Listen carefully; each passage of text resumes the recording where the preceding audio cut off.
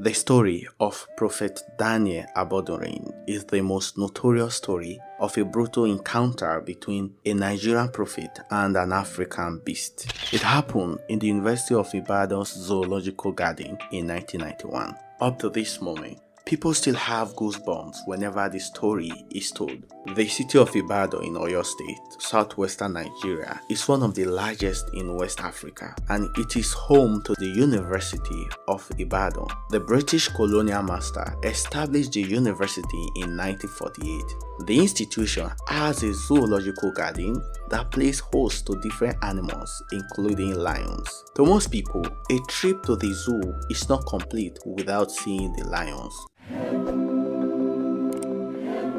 So, it was a beautiful afternoon that later turned bloody in 1991. Families, couples, tourists, and others were in the zoo enjoying the scenic environment and the activities of the wildlife in the garden. They never knew that a particular visitor had a different agenda. A very bad one at that. Bishop Daniel Abodunrin's mission on that fateful day was not to see the lions and take pictures with them.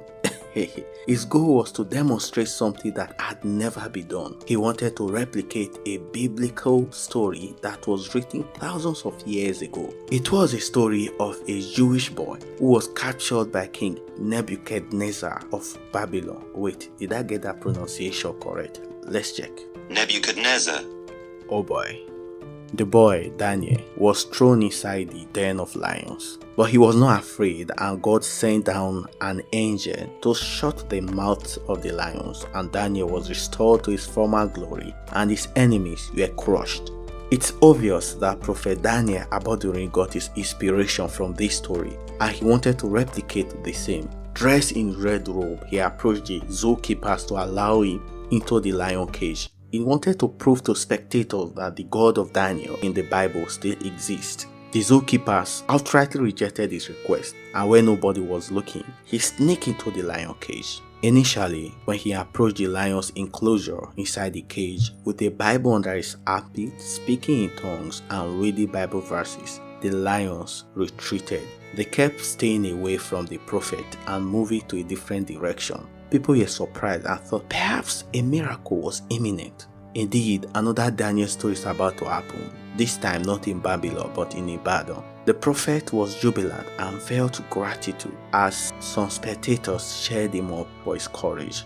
But what this man of God failed to understand is that the first thing lions do when they see something unusual in their territory is to retreat. After observing, they were attacked to get rid of that intrusion from their territory. Just then, something really scary happened. The lions pounced on the confused and horrified prophet. He threw away his only weapon, which was the Bible, and a survival struggle followed. The crowd couldn't do anything to help him. Perhaps the people were too terrified to make a move.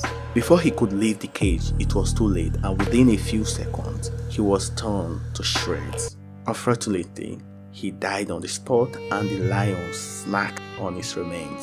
A few moments later, a stampede ensued in the zoo as spectators ran for their precious life. The prophet's remains were collected and buried after the incident. Some people heavily criticized the man of God's action, while other people believe that the lions were possessed by evil spirits. What do you think about Prophet Daniel Abodunrin's action? Kindly share your thoughts in the comment below. Thank you.